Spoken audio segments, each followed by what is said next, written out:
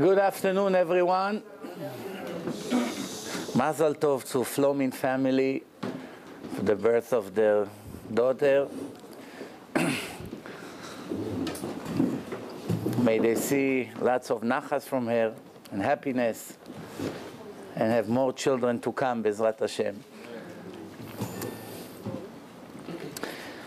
I will speak briefly to give you a little introduction about a few things that I'm very interested for all of us to know.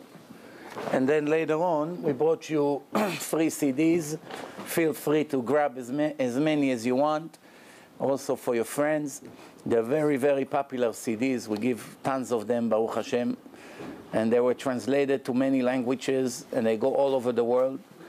And the website is booming. That means they're good. If they wouldn't be good, they wouldn't be so successful. So give it a chance. Listen to it in a car. Some of them are DVDs. It will educate you a lot. The topic I chose, I asked Israel Stanley, Israel in Hebrew, I asked him what kind of audience we're going to have. So he told me we're going to have a mixed audience. Some are religious more, some less. Some have questions, so I decided to speak in a mix of beginners and some more advanced. But the main purpose of this talk is for those who have a doubt and they have questions that are very, very important in life, that they will go into the CDs and would listen to it and watch it, and they will get the answers to all their questions. Today, as we all know, the Jewish nation is divided to two groups, observant and not. People who observe mitzvot and people who does not. Of course, you can take each group and divide it to many different groups. Some are more, some are less, some are nothing at all, some are very high. There's many, many different groups. I'm not here to rate people. I'm just here to talk to the group that is not observant for only one thing. To bring it to their attention. There is one claim. The Jewish people one day came to the world 3,300 years ago, and they say God gave us a book. It was in a public event. The Gentiles of that generation did not try to deny it. They all agreed. They all say, yes, God gave you the book. How do we know? Because when we review Christianity and Islam, we see that they, in their books, testify that the Jewish people received the Torah from the Creator of the world in a public event. None of them, no matter how much anti-Semitism they had among them, they still did not try to rewrite history. Remember, Christianity 1,300 years after Judaism started. So for 1,300 years, the Jews were spreading the Torah. There were no other major religion, no Islam, no Christianity. There are many, many cults, always, even before Judaism were given. But no one ever tried to deny that the Jews received the Torah from God. Even today, any religious Christian person, you ask him, do you agree that God came to Mount Sinai and gave his book to the Jewish nation? The answer would be absolutely yes. This is what we call the Old Testament. You ask the Muslim, include the Hamas murderers, do you agree that God gave the Torah to the Jews? What's the answer? They tell you, you don't have to ask me that. Go to the Hamas summary over there in the internet, the foundation of the Hamas, and read that everything we wrote over there is based on the fact that God gave the Torah to the Jews. We just believe that it's our job to punish the Jews and teach them a lesson for betraying God. That's how the Hamas funded. Sheikh Yassin, first thing he wrote, the Jews got few chances from God, they betrayed him, now it's our job to teach them a lesson. We won't leave them alone because they betrayed God. And you can see today the results of what he wrote. That was many, many years ago when they started the Hamas. Today we see that they meant every word that they said. But I'm not here to talk about war, and I'm not here to talk about politics. I'm only here to clarify one point. The Jews came and they said to the world, God gave us this Torah in a public event. But even if you try to deny it, it will take us maximum an hour to prove to you that this book could never be written by any human being, no matter how sophisticated he is, no matter what kind of equipment you give him, no matter if you give them all the most brilliant people ever lived and give them a mission. We want you to contradict that the Torah was not given by the creator of the world. They won't be able to succeed. Why? I've been doing it for 20 years. I have professors, I have scientists from NASA, I have people who attack me from all over, but usually the arguments is over within minutes. Most of the time the arguments come from their ignorance. Either they misunderstood or they just did not know the details. As soon as they find out the details, the opposite happened. They become supporters of the Torah. I had one time a scientist from NASA in the first film that I made 15 years ago with primitive budget. The name of it was Divine Information. That's why I named my website divineinformation.com. Because that primitive film did so well, we made more than 500,000 copies in a tiny Israel. So that's 10% of the population receive a copy of the film. So therefore, we made a translation to English, and he attacked. I brought over there 10 proofs, and he attacked 7 of them. And after going back and forth, 6 of them he admitted. 1 of them we stayed in an argument. Okay, 1 out of 10, no big deal. 9 proofs he accepted that it cannot be given by a human being. Only the one who created the world was able to know it. So 90% achievement for such an intellectual person, a big scientist from NASA, that's just to show you how powerful is the material is. I'm not here to discuss how do you know there is a God, how do you know that he supervises everything we do, because it's all written in a book. All I have to do is to prove that the book could not be written by a regular human being. If I prove that the book was written by the same one who created the book, the world, therefore from that moment on, there's no point of arguing anymore. Why? All we have to do is to read what the book says. There are 2 ways to prove that God exists. One, you look at the creation, you look at the order, you understand that something like this cannot come out of a random explosion, out of nowhere a brain of a human being came. Obviously someone designed it. You look at the oxygen, you look at the water, you look at billions of galaxies who always move and none of them collides with each other.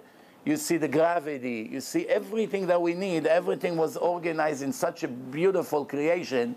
To come and claim that something like this happened by a random explosion or millions of explosions who created such a sophisticated creation, I think it's insulting. That's really my opinion, to claim such a thing. Because if I tell you that the watch was created by a random explosion, on my way here, all kinds of things started to fly in the air and connected together, and they created a watch, then you would say, Flomin, why are you wasting our time this afternoon, inviting this lunatic here? I mean, come on. Well, do you really believe that this watch was created by a random explosion on his way here to this place? You really believe that nonsense? Then my answer would be to you, you don't believe about the watch, but you believe about the entire creation, which is 1 trillion times more sophisticated than this watch. So what's going on here? Either you follow your belief 100% or you contradict yourself. So my answer to you is, that's a separate argument. If you watch my film Torah and Science, I go to all the steps, how we know God created the world, what's the purpose of the creation, and that. But I'm only here to specify one point. How do you know if a book is divine or not? That's really the main question here today. The answer is, once you review the book, you don't have to finish it. If you read the first page, if you find human error in the first page, that moment this book is finished. You don't waste another minute on it. If you have extra time to waste, it's your choice. But as soon as you find a human error in a book, then you know 1,000,000%. You don't need 2 human errors. 1, it's enough. You know that this book was not given by God. And if it was altered by people, therefore we can never rely on it. If it was given by God, the people who copy it or the people who transfer it interfere with the text of the book. Why? Because we find human errors. The original book of God cannot have any human errors. God cannot write in a book the Twin Towers collapse in Brooklyn. Because if it says it in a book, then we won't waste another minute on that book, because we cannot rely on a book if he doesn't know such an event where it took place, or all kinds of other events in history, and he gave us the false information about those events, then we cannot rely on a book. However, if we review the entire book and we don't find one mistake, now we know that there is a chance that the book is divine. But let me give you two examples. On the New Testament, almost in every chapter, you find many, many human errors.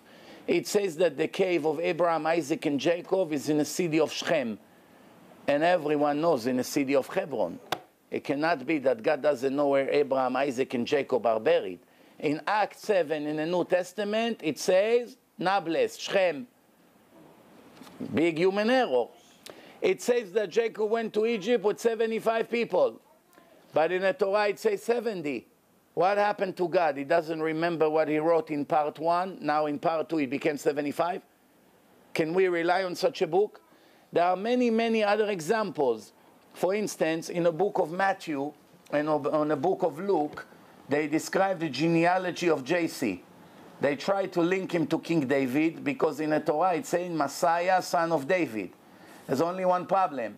In the book of Matthew, it describes 42 generations. In the book of Luke, 27 generations.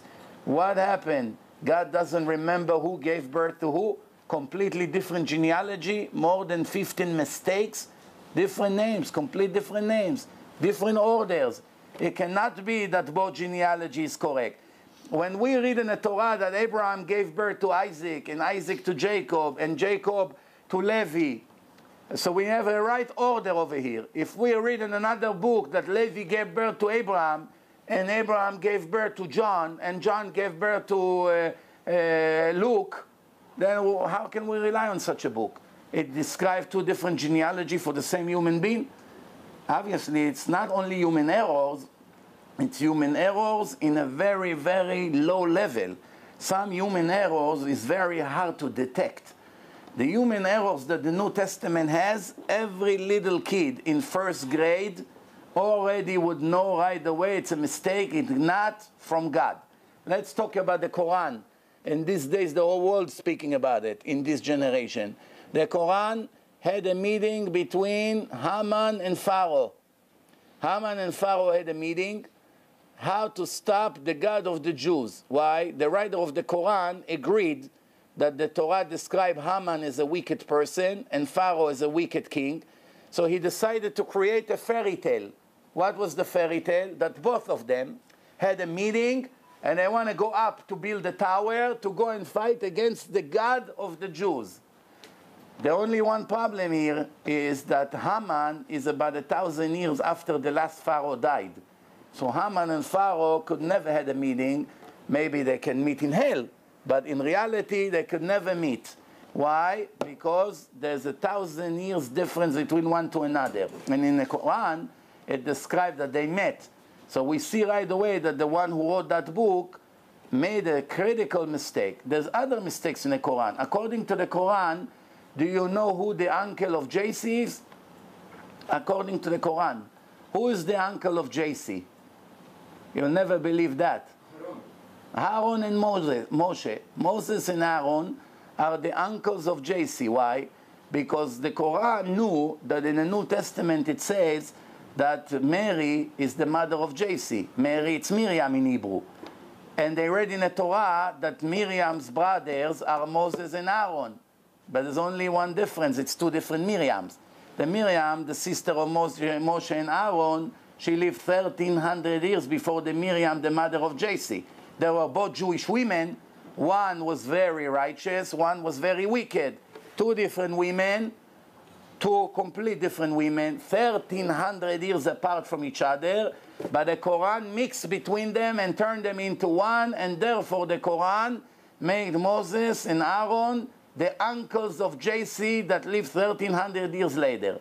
This is the book that in the name of this book, close to 2 billion people willing to kill the rest of the world. And if you review the books, there's hundreds of other mistakes. So the answer is, are we the Jews that received the Torah from God also have such ridiculous mistakes in our book or not? The answer is, find me the first mistake. We'll make a deal.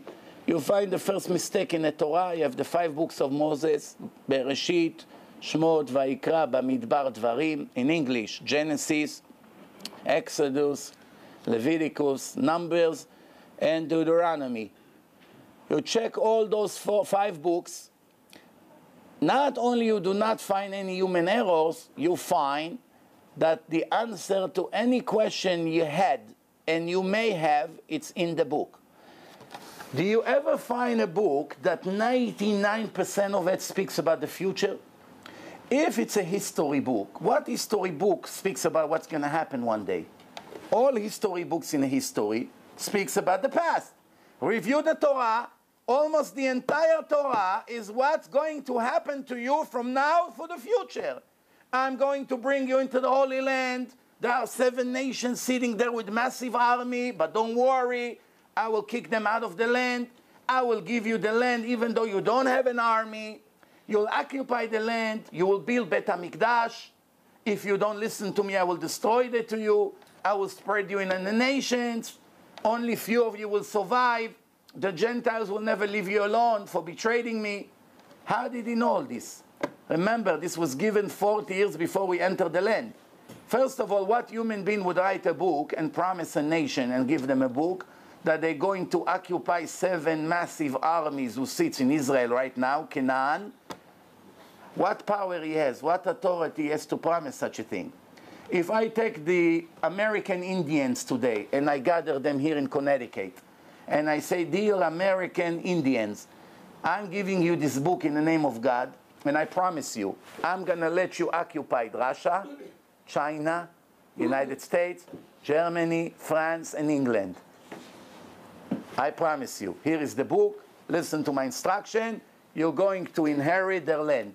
What the American Indians would tell me. Just let us focus on our casinos making money here. Leave us alone with your nonsense.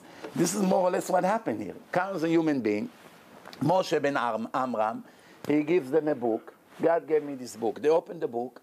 You're going to occupy the Holy Land. How? The 7 massive army. The Emori, Girgashi, Prizi, Yevusi, Knaani. They're all massive armies over there. We have women and children. We just came out of Egypt. Don't worry. Leave it to me. And it happened. How did he know? How could he promise such a thing? What would happen if it would not happen? The Torah promised it would happen. It's taking a huge risk. Let me give you another example. The Torah said to the Jews, I want you to eat kosher food. What does it mean, kosher food? It doesn't mean necessarily clean. It's also supervised, so usually it's clean. What does it mean, kosher food? It means that it's made according to the rules of the creator of the world. And the creator of the world told us in every kind of food what makes it kosher, what makes it not kosher. First, he divided the animals to 2 groups, pure and impure animal. The ones that are pure automatically are kosher. If the slaughtering and all the rest of the laws went through smoothly, the animals will be kosher. Animal that is impure, no matter how you slaughter it, no matter what you do with that, it will never be kosher. Same thing about things that lives in the ocean. 72% of the world is water. When the Torah was given to the Jews, half of the species who lives today in the world did not exist yet.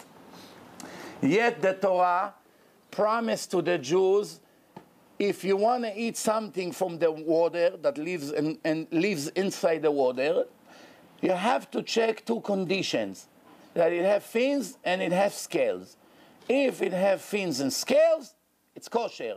If it doesn't have one of the 2 or both, it's not kosher. You don't need to know the name. You don't need to know where it came from. All of that is irrelevant. It's very, very simple. It's not like animals. You have to check the loin, the bones. You know, the slaughtering has to be with a special knife. With fish, it's very, very easy. Not necessarily fish. You went somewhere fishing. I don't know, in Zimbabwe. You just caught something. You never saw it in your life. You check on the body. It has fins and scales. It's kosher.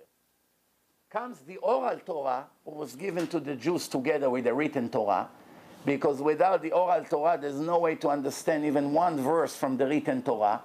The oral Torah comes and say, everything that you're going to find that have scales, for sure will always have fins. You found scales, it has fins. So if you go to Costco, they cut it, fillet, they clean it, they cut it, and you see the skin on the fish. You don't see the fins. You don't see the fins. You go to Chinatown, you see half a fish. You don't see the fins, but you see scales on the skin. You scratch it, and they fall off, very thin, you know, half clear. You look at them, oh, there is scales, kosher. Then your son will tell you, Abba, we only see the scales, but the Torah says fins and scales. What do you answer to your son? So you're right. But the oral Torah promised, everything that have scales, for sure have fins.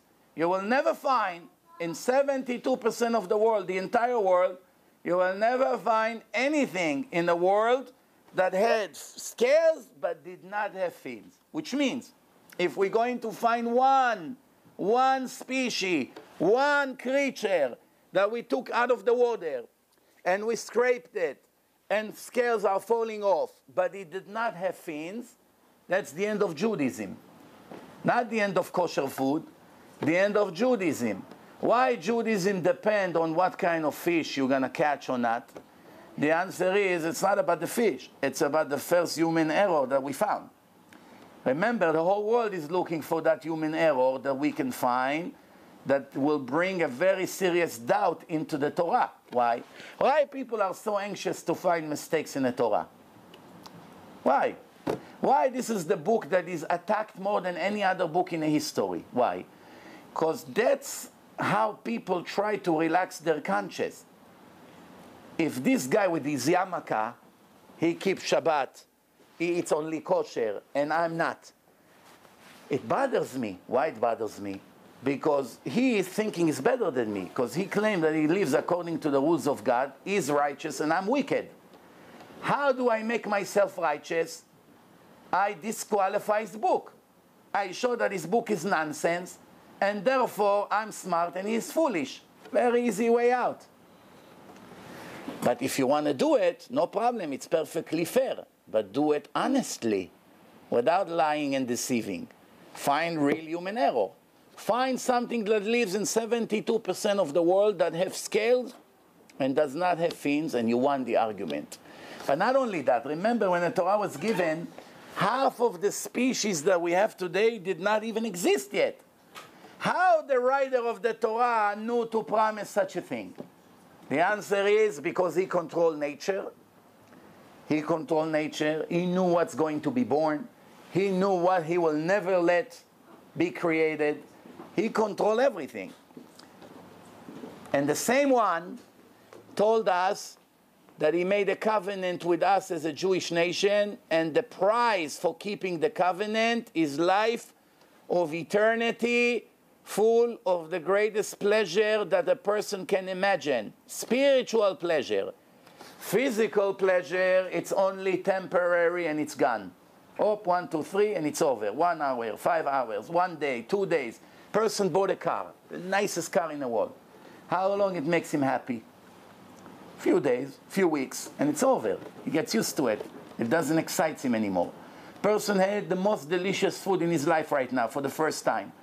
Right away his reaction is, I want it every day. They tell him, no problem, you'll get it every day. Tomorrow he got it, the next day he got it, the next day he got it. We've been going on already for 2-3 weeks. Every day he enjoyed the food 1% less. First day 100%, second day 99%, third day 98%. After 2 months, when we serve him the food, he begins to cry. Oh no, not again. So why? Look at you in a video 2 months ago. How saliva were dripping from your mouth when we were serving you the steak. Now when we're bringing you the same steak, you say, no, please, not again. Bring something else. Bring me a piece of bread. You prefer bread than a steak? Of course, I can't look at that anymore. I'm tired of it. Every day the same thing. This is the law in a creation. Everything material, it's fake. It's not real. If you know the laws of physics, this world, it's a very fast movement of atoms. If you take out the energy that moves all of them, it becomes the size of a little gum. It's all in a beautiful illusion that Hashem created it in a world. We live here and it feels that it's all real. There's only one thing it's real, the soul, and where the soul will go when we die. What is it like? Take a fan. When you're hot, you put the fan on. And what happened? When you make the fan turn around very fast, it looks like it's a full circle. When you make it slow, you see that it's moving. It's not really a full circle. It's the movement of the fan. Same thing, the atoms. You can have huge buildings. They move so fast that they create something that looks really real. I don't want to go too deep into it. I have a whole lecture about the illusion of material. But one thing we do know, that everything, every materialistic pleasure, it's temporary. It for X amount of time and the pleasure expires. After that, the pleasure may turn into a torture. But the original divine pleasure that the Torah promised to the souls of the righteous people after they leave this world, living according to the rules of God in His Torah. Torah in Hebrew means instructions. It's endless, it's eternal, and there is no pleasure that comes near it. As a matter of fact, the Torah gives us a beautiful analogy. The Torah says, if you take all the pleasure of all the peoples, of all the generations combined, Jews, non-Jews, all of them, billions of people of all the generations, take all kinds of pleasure they ever had. Food, vacation, sport, women, money, jewelry, whatever you can think of. Combine all of it together will not be equal to 1 hour of the reward of a righteous Jew in the afterlife. Now we have to ask ourselves 3 questions, and then I give you time for questions. 3 questions we have to ask ourselves. What are they? First, how do I know there's afterlife? You just threw a bomb here, and you want to get away with that? We want to know, first of all, the proof that there is an afterlife. Right? You telling me now I have to live according to the book. I'm willing to consider it. One thing I do want, first to prove to me that the book is really from God. Otherwise, why will I waste my energy? Fair enough? So rule number 1, first prove to me the Torah is really from God. Second, prove to me there's afterlife. Third, the Torah speaking about heaven, reward to the righteous people. It's not enough for me to know there's afterlife. I want to make sure that this afterlife is exactly like you promised. Because I don't want to live now 30, 40 years keeping Shabbat, eating kosher, not stealing, not this, not that. All kinds of things that I'm doing right now. I have to change. I have to fight against my desire. I have to be more honest. I have to be more hardworking. I have to be devoted. I have to wake up earlier. I have to close my business 1 day a week. This is all inconveniences for me. Before I'm willing to sacrifice, I want one thing. Prove to me that I really get a reward for that. And it's not just another promises like the Muslim promise to the murderers that they go to heaven with 72 ladies. How do I know that by us it's not the same nonsense? Fair enough or no? Good questions or bad questions? What do you think? So really, for a clever person, all you have to do is to prove that the Torah is divine, and a person could not write the Torah, and the rest, whatever the Torah say, you take it 100% as a truth. You don't have to keep investigating, right? If I got a letter, and the letter said that this letter was sent to me by Obama, and I have the stamp of the White House, and the envelope of the White House, and I'm not sure, maybe it's fake. A lot of people fake things today. But inside I see a video that Obama really say my name, and he writes it, and he gives it to the guy, and he sealed it, and I look at the envelope, and he shows the serial number. He supplies me with lots of proofs that he actually wrote it, and he gave me that check. And after that, after I received the check, I called the bank, and I verify if it's the bank account of the White House. And the bank tells me 100%, and the signature is 100%, and everything is 100%. After that, the more evidence I get, the more I'm convinced that I'm going to see money for this check, no? Right or wrong? The same thing with the Torah. If you see that the Torah knew everything about the future, if you see the Torah have codes hidden in the text, mathematical hidden skips, who describe events that will be in a history 1,000 or 2,000 years later, a person was unable to do such a thing. If you see that the Torah is full of prophecies with description what's going to happen, no human being was able to even dream. If you see the Torah had knowledge about nature, as I'm showing in my film Torah and Science, endless knowledge, not only about our planet, about all the galaxies, about the moon, about the sun. I give you one example. Looking at the sun today, we walk on the street in a sunny day.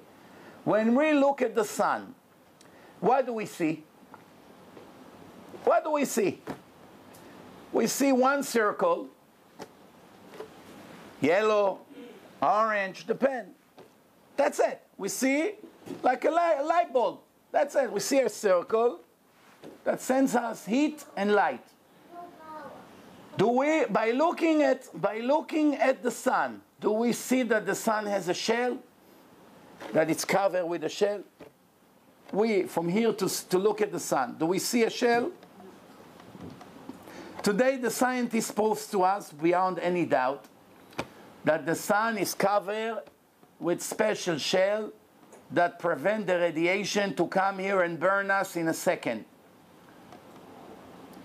But what would you say if I show you that King David wrote about it 3,000 years ago? The sun has a cover, and the Gemara, which is the oral Torah, say that one day God will take the sun out of the shell. What's the purpose of that? It's not the time to get into it right now. But two things that the Torah say 3,000 years ago. What is it? That the sun has a shell. How does a person 3,000 years ago was able to know the sun is covered with a shell? When we look at the sun, we don't see any shell. There's no satellite. There's no NASA. We didn't have the telescopes of today. We didn't have the measurements that we can take today with computers and mega computers. We didn't have all the tools. How did the Torah know that the sun has a shell? Imagine today they prove that the sun doesn't have a shell. We would look like complete fools. This is a huge risk to write in the Torah that the sun has a shell, when later people would discover that it doesn't. But the Torah knew about it. The Torah knew the number of the stars in the universe. 400 years ago, before Galileo Galilei developed his telescope, any person in the world that you ask him how many stars the world has, they will tell you maximum 8,000 stars. Why? People reported that they stood on mountains and counted them manually, and the maximum number they ever came to up to, it's 8,000. Some say 6,000, 7,000, 8,000. Everyone agree no, not more than that. And at the same time, you open the Jewish book, and what does it say over there? That the Torah said, that God said, I created 12 sections in universe. And in each section, I created 30 armies. And in each army, I created 30 legion.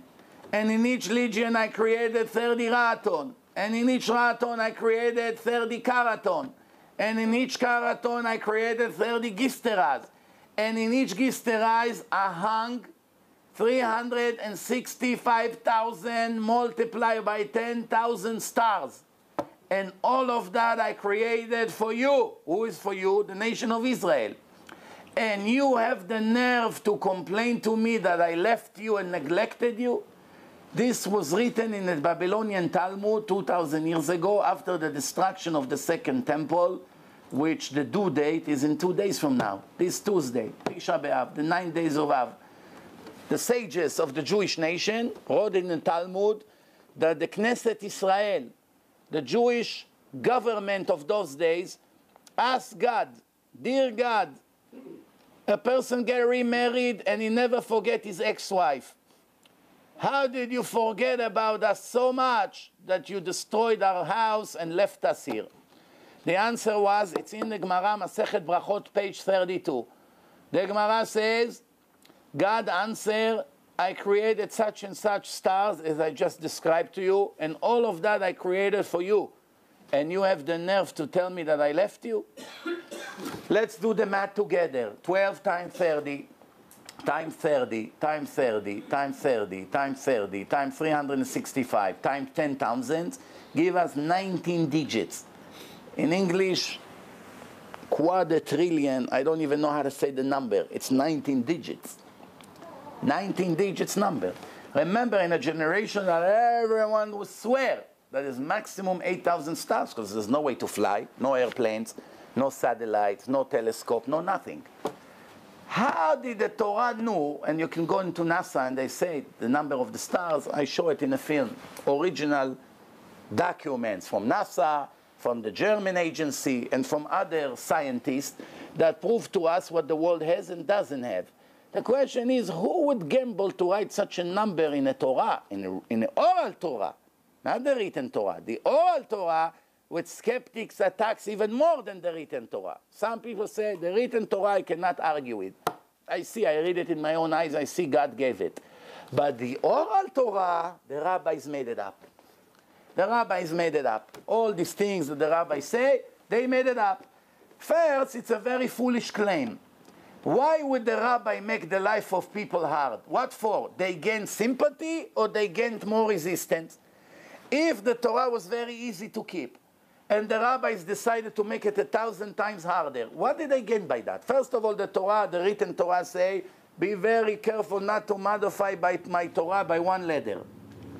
Anyone who will change my rules, or will make new rules, or decrease rules, or one letter from the Torah, lose his share to the world to come, automatically. And has to be put to death by the Jewish court. Now you tell me, the most righteous people who lived in a history, such as Rabbi Akiva, Rabbi Shimon Bar Yochai, what incentive they would have to take the Torah of God and change it completely and make a new one, like some skeptic claim, or some anti or atheist trying to claim, because they are obviously not interested to keep the laws. And plus, if you review the written Torah, you'll find that you cannot keep one mitzvah without the oral Torah. I'll give you an example. The Torah says you have to circumcise every male born on the 8th day.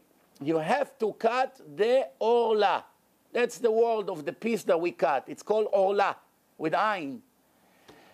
Without the oral Torah, nobody in a history would know how to perform circumcision.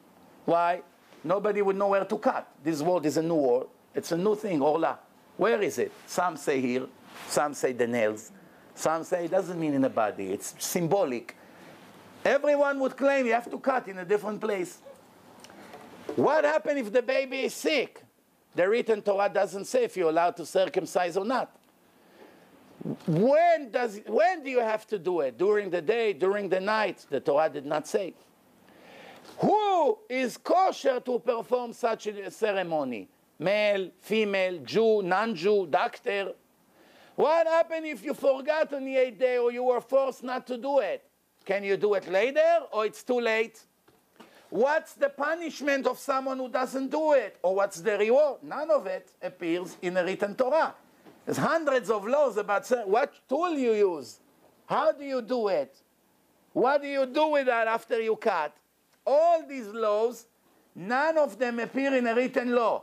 Is it possible that God gave us such an important mitzvah that it's a covenant between us and Him and won't explain to us how to do it? I'll give you now another example.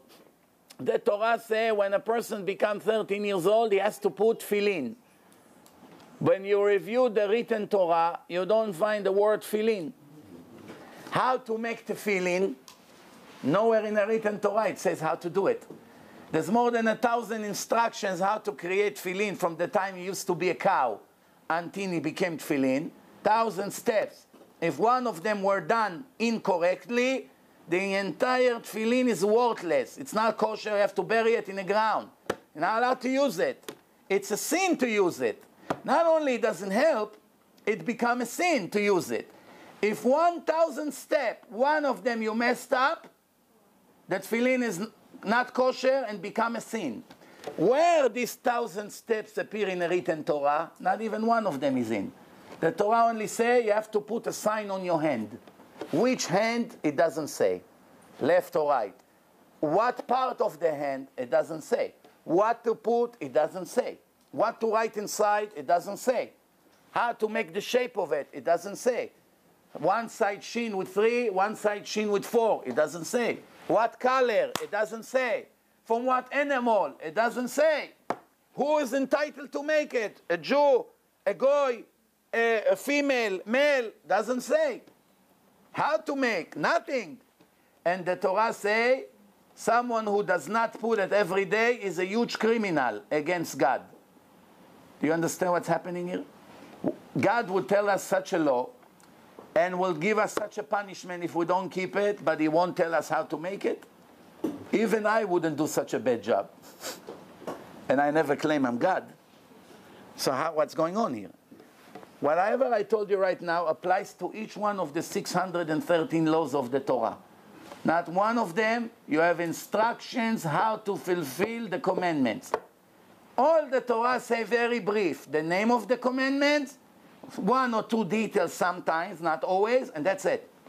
The Torah say, circumcision the same. The Torah say, every Jew must observe the Sabbath if he wants to be a Jew. If he doesn't keep Shabbat, he cut himself out of Judaism and is not considered to be a Jew. That's what the Torah say. The Torah does not say how to keep Shabbat. The Torah says that someone who does not keep Shabbat should be executed and have no share to the world to come. He loses eternity, everything. And is not, when he comes in front of God, he doesn't send him where he sent the Jews. He sent him where he sent the non-Jews, different world. And I do not want to go into details. I just want you to get the point. Where does it say in the Torah the 39 restriction of Shabbat? Nowhere. It just says this is the covenant with God. V'shamru bnei Israel. What do we say in the Kiddush?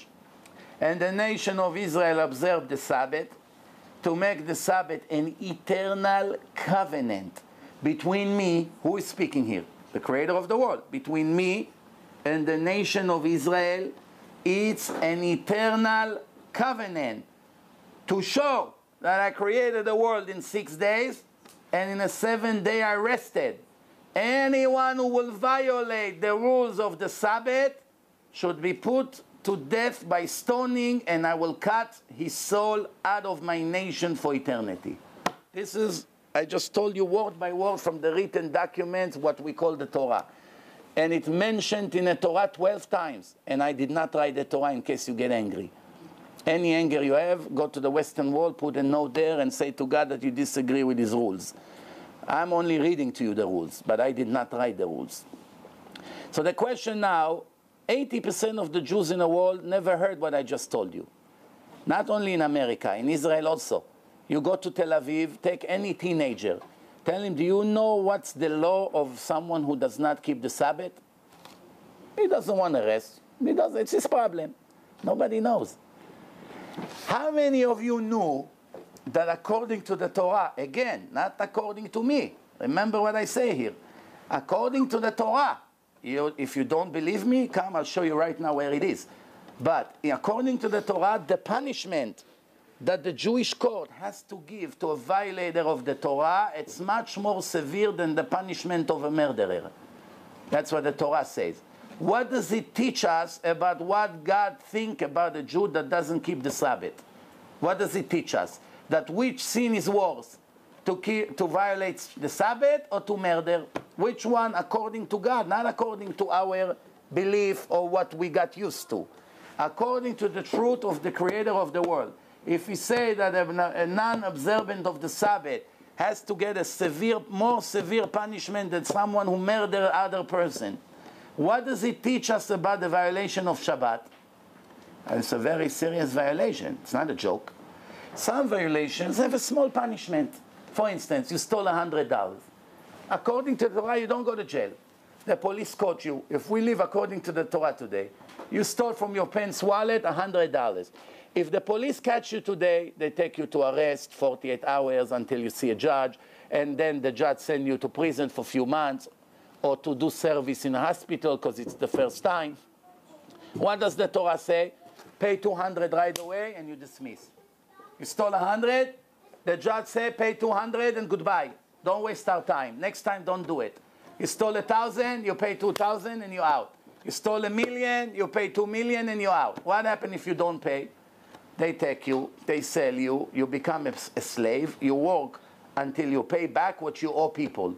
The Torah didn't give you a prize for being a thief, like society does today. You know, just because you have a white collar and that. The Torah says you stole, you're going to pay double. That's it. So we see over here, when it comes to stealing, today's society gives bigger punishment to someone that steals. He send him to years in prison, but the Torah says just pay double. For instance, if somebody just got caught stealing $5 million, they send him to 5 years in prison here. And prison here is not a pleasant place. According to the Torah, he has to pay 10 million and is dismissed. One day, he's back to his family. He paid 10 million and he finished. Why? Feel the pain of what you did to your friend. You stole from him 5 million, now you give him the 5 that you stole, and plus you give him a reward, 5 million. The person that got stolen from, he got something out of it. Now, he gets back his money, plus he gets extra money. What does it help him if the thief goes to prison? Does it help me if he stole all my saving?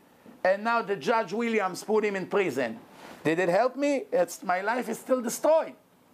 You see, this is an example how the secular law does not make any sense, but the laws of the Torah make a lot of sense.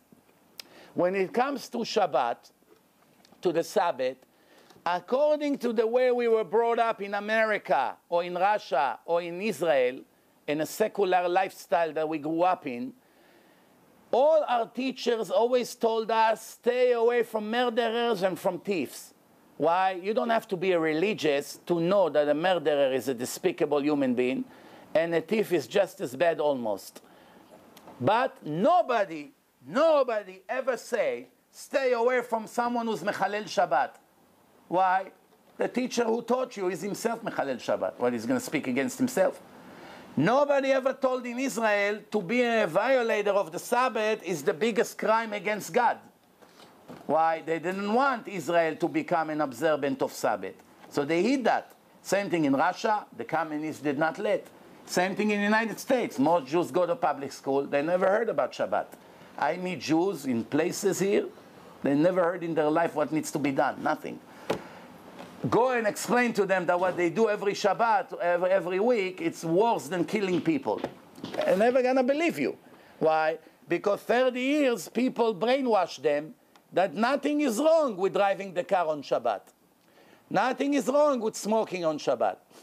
Nothing is wrong with riding and doing all kinds of things that most Jews do. Most Jews, when you tell them that, they look at you like you're out of this world. You're crazy. You're completely crazy. Some of them get even very angry and offended. But if we are honest, you have to stick to the text. You don't believe in the Torah? Come argue with me. Watch my Torah and Science. After that, you will never make a bit. However, until you check, you have to take it as the truth. What logic you have to gamble on your eternity for driving a car on a 7th day? Do you understand the price you're going to pay? You have to think about it. What happened if this rabbi was right? Let's assume right now we don't know. Maybe I'm a liar, maybe I'm making it up. You have the right to think whatever you want. It's fair game. But until you check and verify what I said, how would you dare to light another cigarette on Shabbat? Because if I'm right, you are lost for eternity. We're not talking about a little Holocaust here, that the body died and the soul goes to heaven. That's a much worse outcome here. A Jew would lose his connection to God for eternity for violating the Sabbath. We're not, okay, so I lost $1 million. Big deal, I still have 10. We're not talking about this. We are talking, if I'm wrong, no problem. You can go back to do whatever you want. So you stay in your situation. But if I'm right, every second that you may dare to do it again. So now let's make a fair deal. You don't have to believe me. Here is the CDs, take the Torah and Science, but pay attention to it, not just put it and play with your phone. Sit for a few hours in your life and check the details. And after that, you listen, you can listen in my car to the lecture about Shabbat, who gives all the proofs about Shabbat, what it means. After you listen to those 2 lectures, I promise you that from 20 years experience, I did not find one person. And I reached millions. I did not find one person, a Jew or a non-Jew. No matter how much he hates religion or religious people, I did not find one person that was able to win an argument against what I showed her. And I promise you, take my word for that. You want to be the first one? Go ahead. Listen to all the details. My email is on a CD. Attack. You're free to attack as much as you want. You're also free to make a YouTube video against me. Some people tried. They make themselves look like a bigger fools than what they were.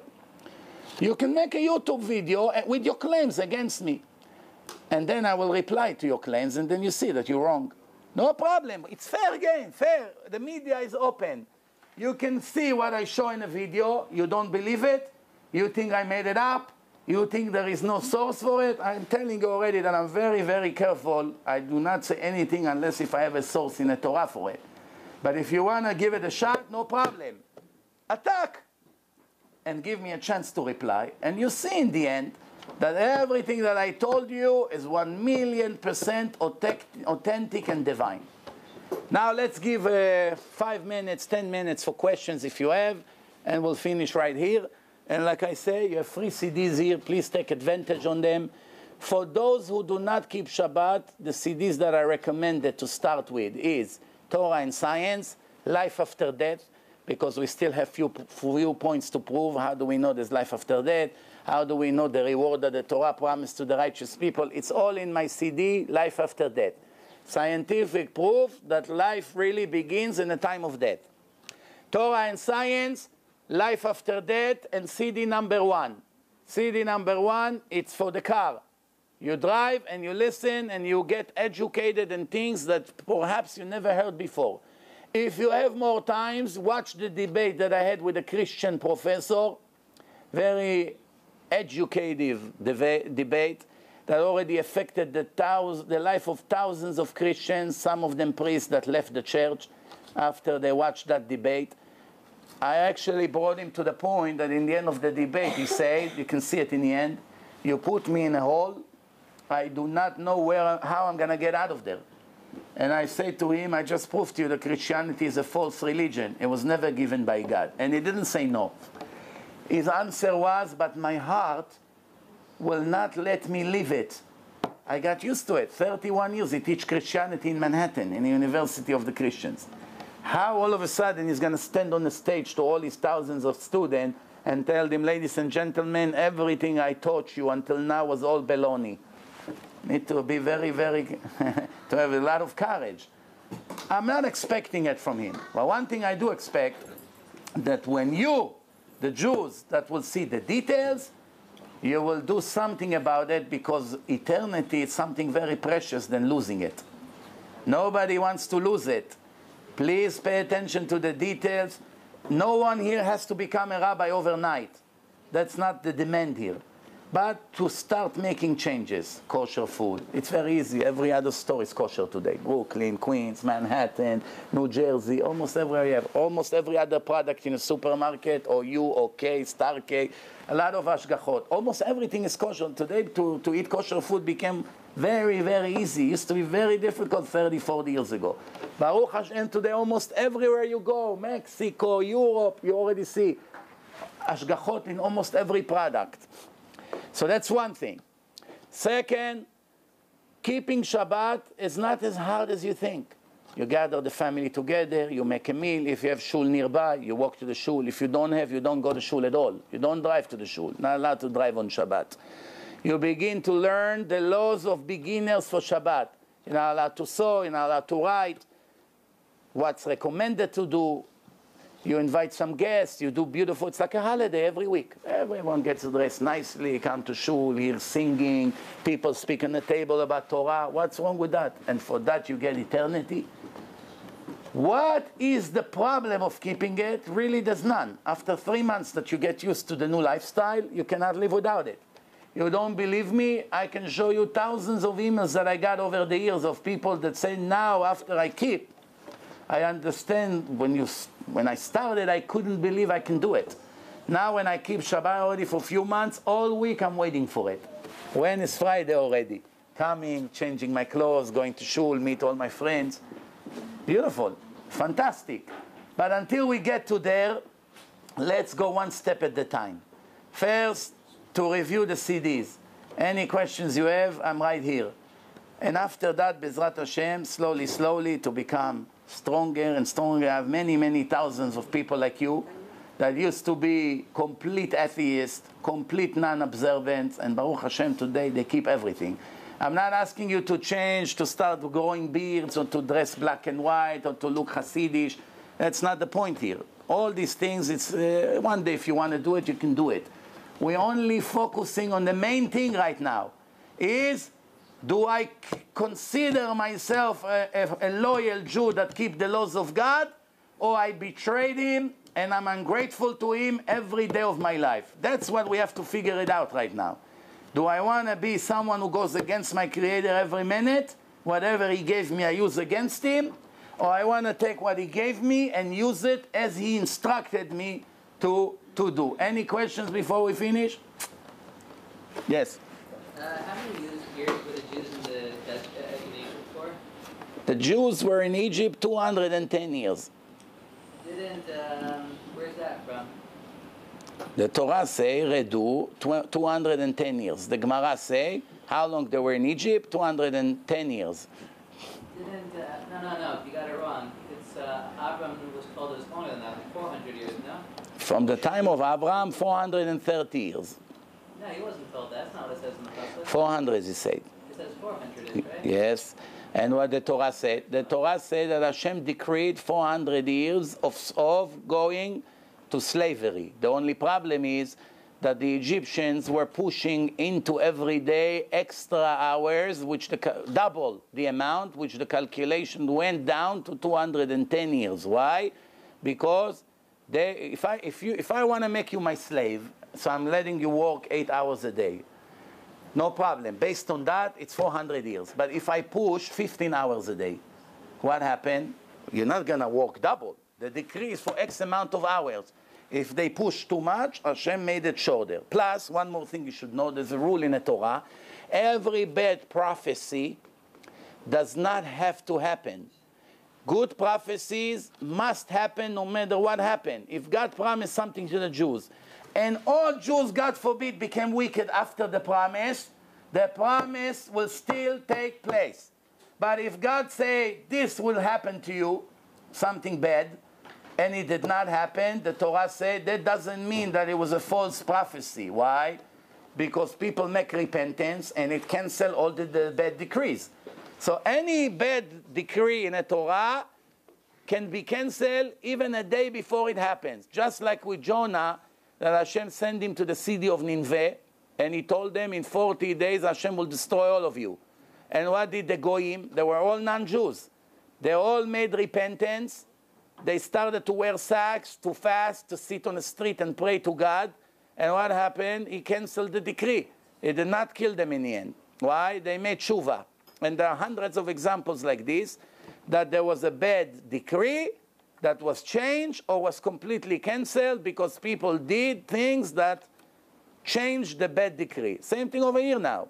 If we have, God forbid, an annihilation, and another million Jews will become observant of the Sabbath, they can dismiss the entire bad plan. Okay? So remember this. Everything that the prophet said that will happen bad doesn't have to happen. They say when the Messiah would come, 2/3 of the people in the world would die in minutes. That's Zechariah 14, but it doesn't have to be this way. If most of the world would get rid of all the prostitution, of all the drugs, of all the cheatings, and all the idolatry, and all the idol worshipping, and the murders, and the terror, and all these things that make God very angry at us, why should he destroy the world? The opposite. He wants more people to enjoy salvation. However, the Torah say who the Messiah would come from. Only for Jews who made repentance. ובא לציון גואל, לשווה פשע ביעקב. Only to the Jews who came back from their crimes against me, God says. For them I send the Messiah. Some people will only see the Messiah in CNN for a few minutes, if you know what I mean. So how do we know that? You just gave a long explanation to explain a contradiction between two different timelines there. There's no contradiction. The Torah explained it. There's two descriptions of how long the Jews were there. Yes. Two different descriptions. How do we know that the Muslims and the Christians don't also have a 5-minute long explanation? No, I gave you mistakes that they have in their text about the reality of things that happen in the past.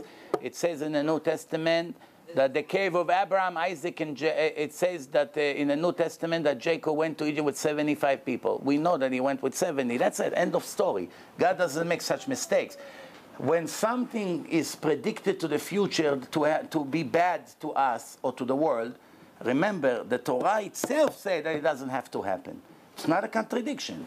But something that we now talking about the history and describe it in wrong details, we cannot claim that God made such a mistake. God knows the past. No, He knows what happened or what did not happen. If He writes that the cave is in the city of Shechem, and every fool sees in Hebron, it's nothing to do with a bad prophecy or good. It's reality. Where is the cave today? Hebron. Where was it 1,000 years ago? Hebron. Where was it 2,000 years ago? Hebron. How it says that it's in the city of Shechem? You understand? That's a human error, not prediction. Human error means I tell you now the Twin Towers are in Brooklyn, and you know they are not. That's end of story. That's a mistake. That's a human error. More questions, please. I got a question. Yeah. They say spinning seed is a very big sin, right? One of the worst. Yes. Some people say. Yes. In the Zohar and especially, Yeah. right? But the Torah doesn't go on about it that much, especially the written Torah, Right. There was just one episode with Ornan, and then it wasn't clear whether it was because where he didn't impregnate his brother's wife or he spilled seed. Yeah. But yeah, it goes on about milk and meat 3 times. Right. And all the other laws, but Right. it only touches on that. So how can it be such a bad sin if it's not? If it was such a terrible sin, wouldn't it be spoken of more in the Torah? Wouldn't we be warned about it? First, allow me to correct you. The Torah, it's not only the written Torah. You look at the Torah, that the main Torah, it's the written, and the secondary Torah, it's the oral. That's where the mistake begins from.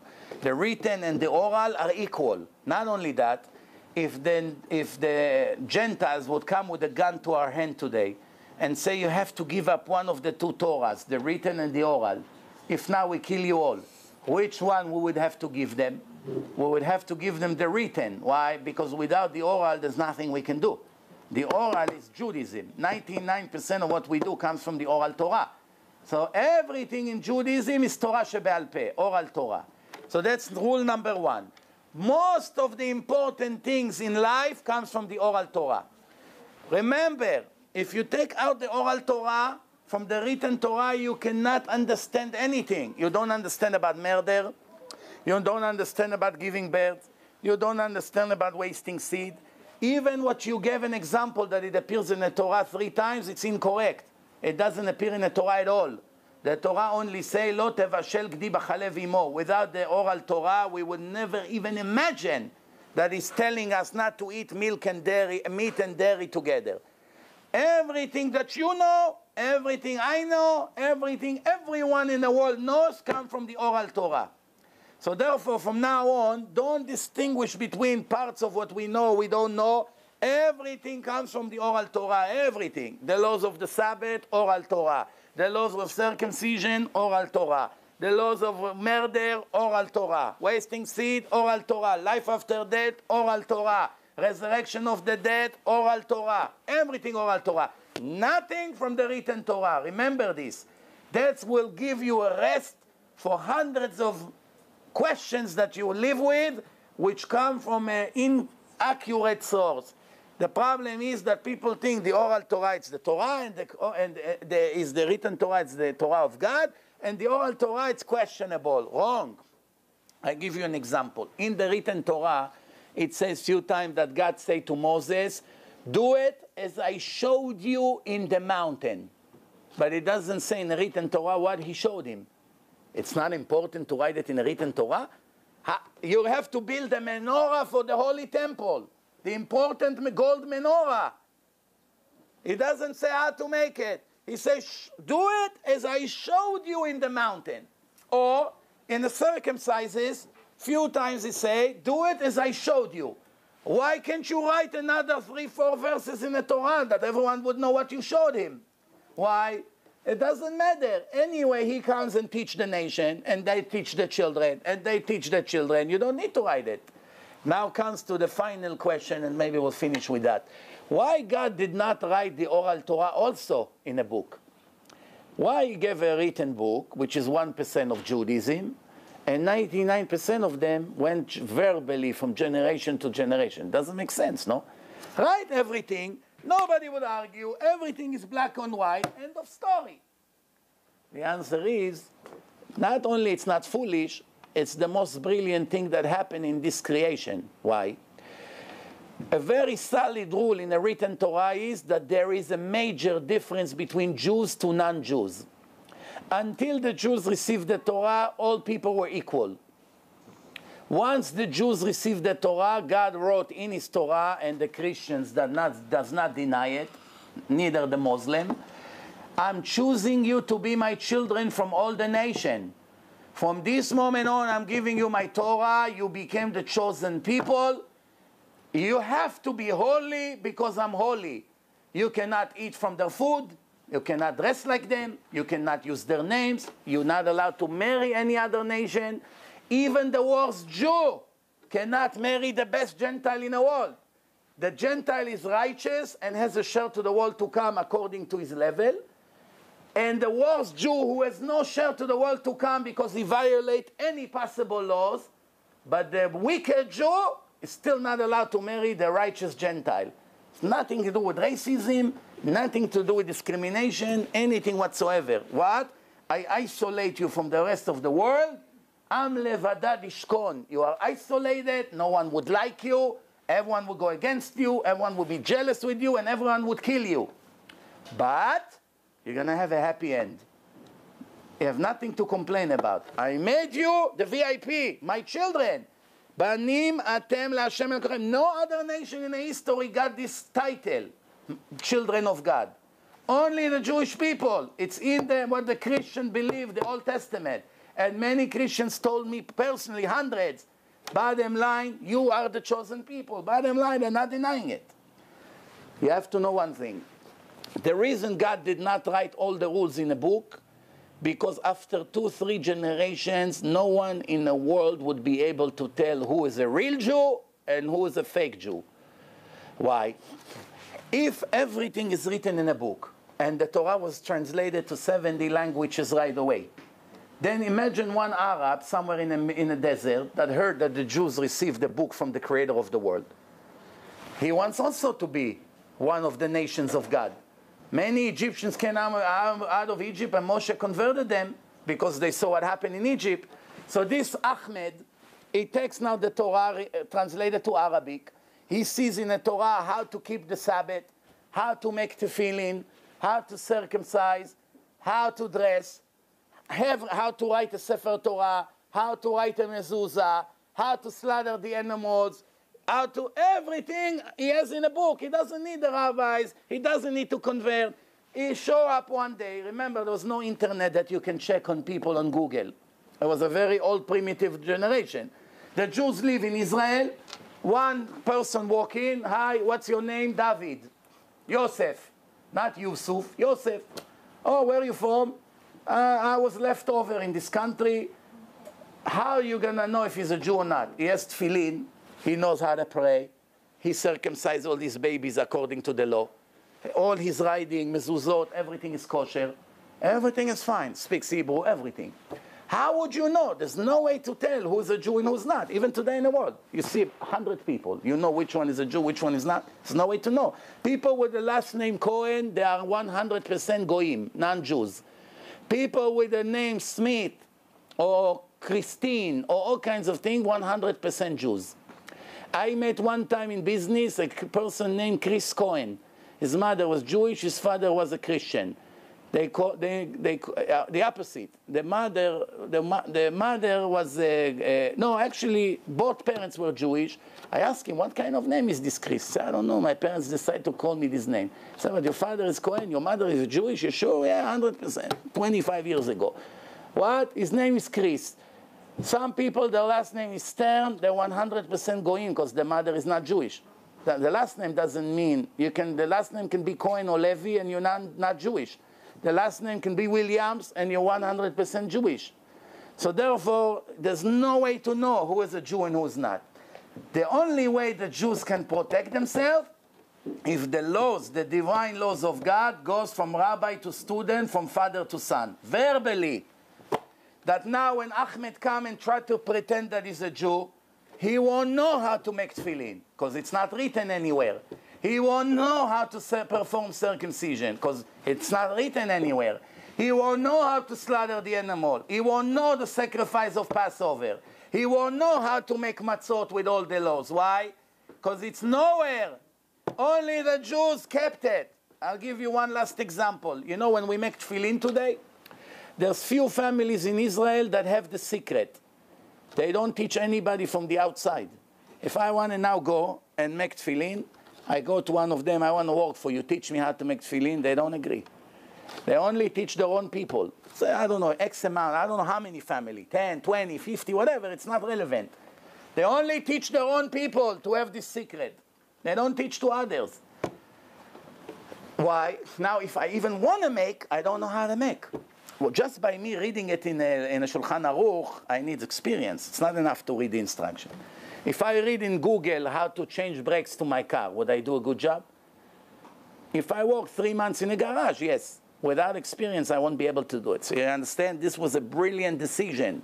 Plus, if God would write his entire Torah in one written book, the size of it would be all the way from here to Monsey. You will need a semi-trailer every time you want to bring it to a lecture. Why? You know how wide is the Torah? Look at the whole Talmud. Look at all the books. Add everything into one book. It will be the size of it you have. You need 5 people to carry it.